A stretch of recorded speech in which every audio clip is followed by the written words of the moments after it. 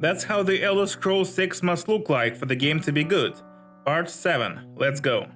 Number 27 on the list, redesign of the School of Alteration. The School of Alteration was not a junk in Skyrim, so the changes will not be drastic, but something like an addition. So, first of all, we need to return some spells from Oblivion. Like the spell Feather, it increases the maximum amount of carrying weight of the character, so we can carry more equipment. Next, we bring back the magic of picking locks. Yes, Oblivion had magic to unlock locks, and it was very useful because the minigame for picking locks was just terrible. Of course, there were different levels of spells for different levels of locks. So, I think that the game needs magic to pick locks. In the end, it destroys the mage's roleplay. Like you're roleplaying as a mage who never picks up a weapon, but to open a door you pick up a lockpick? Immersion destroyed. Next, we need to add to the School of Alteration the Shout Become Ethereal from Skyrim. Let me remind for those who have forgotten, that in Skyrim there is a shout that literally turns you into a ghost. That is, for some time you cannot be harmed. This break can be used to regenerate magic, and for protection, for example if you are cornered by a group of enemies. Now, also do not forget that we keep all the useful spells from Skyrim, such as magic armor, paralysis, magic elimination, etc. We can also get the magic shields against elements, that is from fire, lightning and frost. Now, in Skyrim there is a telekinesis spell that allows you to attract objects to yourself, but it is actually useless, because there are literally 2 or 3 places where it can be useful. But you can also throw objects that you have attracted at enemies. However, the damage that the enemy receives is pathetic. In Test 6 we need to change it. Let's take the game Control for example. Great example of using telekinesis. In Test 6 we need a similar system, so that you can literally throw different objects and it have to cause significant damage to the enemies, unlike it was in Skyrim. Of course, we shouldn't go overboard. Imagine you could rip off a stone of a wall in a castle. It is not something that should be done. However, imagine throwing a claymore with your telekinesis. It should be deadly, unlike it was in Skyrim. Telekinesis, like the health-absorbing magic I suggested in my previous videos, is necessary to give the player the means to deal damage directly, not only with the School of Destruction, but to have an alternative. Another borrowing that we can get from Control is the levitation magic. Literally, why not? A very well done levitation mechanic, and it isn't something unheard of in the Elder Scrolls universe. We had levitation magic in Test 3 Morrowind, so why not have it in Test 6? It is certainly not necessary, but it would be fun to have it. By the way, I advise you to play Control. Very interesting and unique gameplay, and the mission in the maze is one of the coolest missions that I have ever played. The track from this mission has been the sound on my alarm for many years.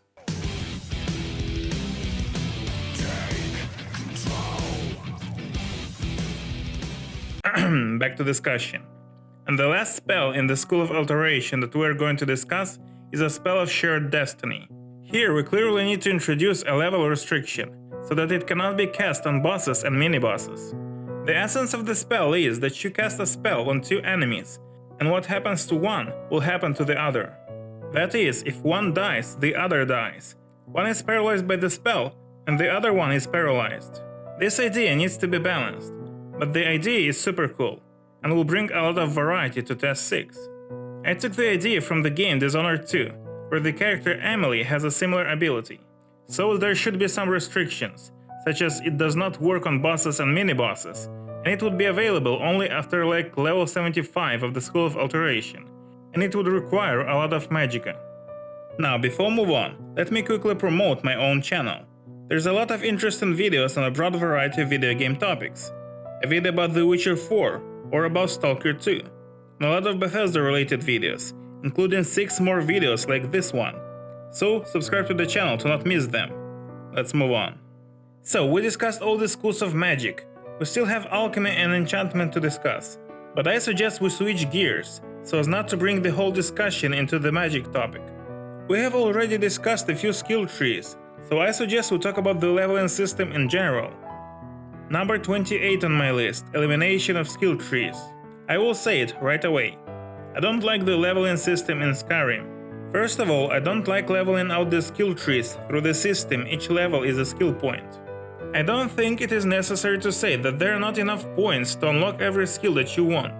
For example, in my last playthrough I had level 100 of lockpicking, but I didn't invest a single skill point there, because I didn't have enough to unlock more important skills. So it turns out that my character has opened 100 locks of master level difficulty, but has not learned a thing, as dumb at level 100 as he was at level 1. It is the same story with blacksmithing, where I've only unlocked 2 skills to be able to improve magic items.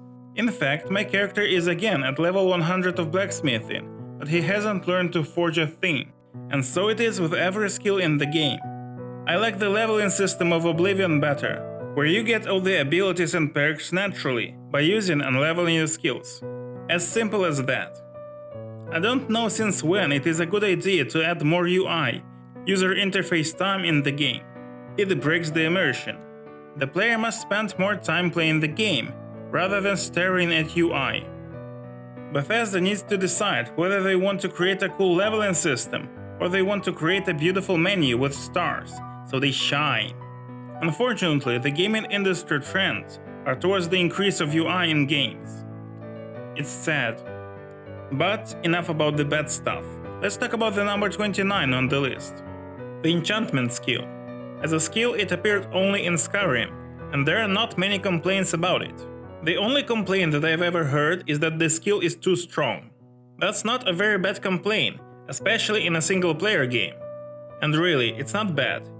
The bad thing is that in Skyrim it was almost mandatory to level enchantment, because without it, your character is too weak. This issue can be solved by balancing. Nothing super complicated here. You just need the gameplay to run smoothly, without the need to level up enchantment. That's not tough at all. I would also like to add the ability to enchant not only weapons and armor, but also scrolls. For example, so you can make your own scrolls. You would buy blank scrolls in form of some special paper, take a soul gem and a spell that you already know, and create the scrolls that you need.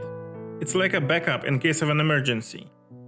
This will not break the balance of the game, because you will still need soul gems and buy magic paper.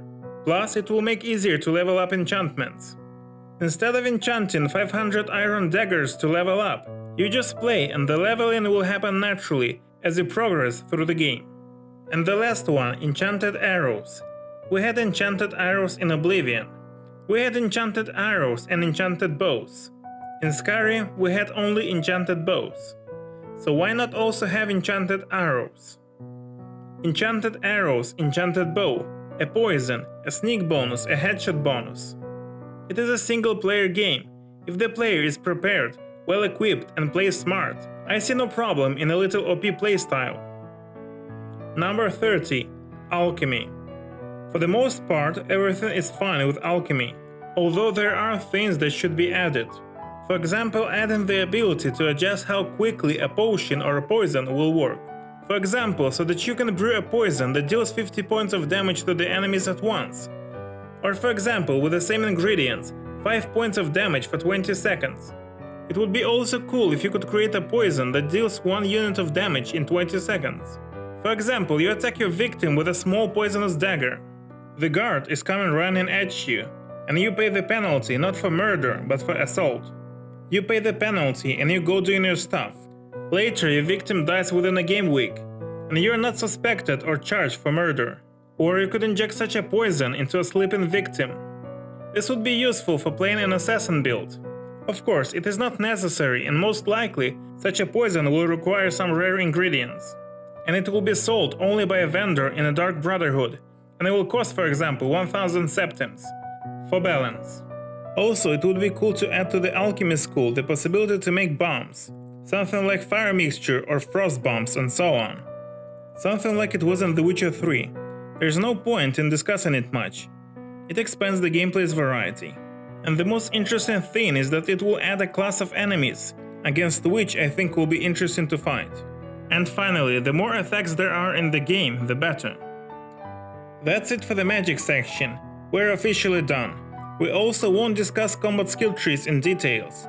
They're alright in Skyrim, for the most part. And we have already discussed the features that have to be added to the game.